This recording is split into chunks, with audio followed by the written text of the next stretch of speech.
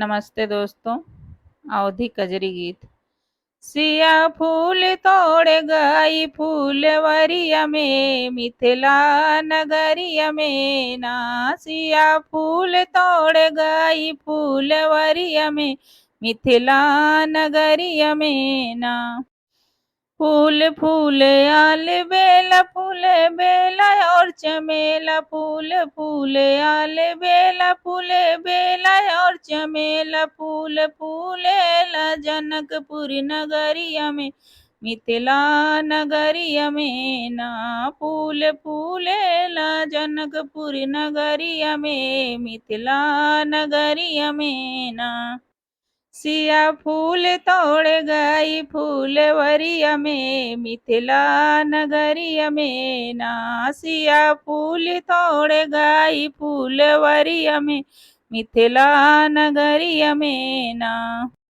सियक स्वयंवर की खबर सुन के आए दो कुंवर सियक स्वयंवर की खबर सुन के आए दो कुंवर सावर गोर बसे हमारी नजरिया में मिथिला नगरिया में ना।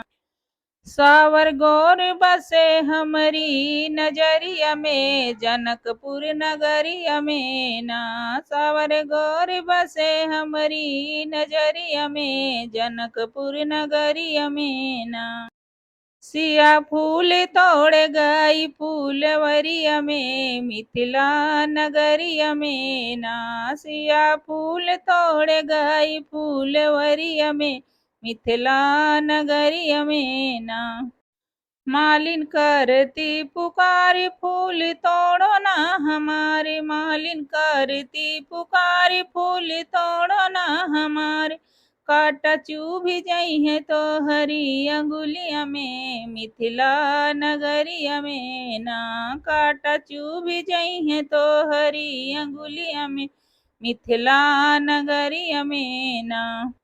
सिया फूल तोड़ गई फूलवरिया में मिथिला नगरिया में ना। सिया फूल तोड़ गई फूलवरिया में मिथिला नगरिया में ना।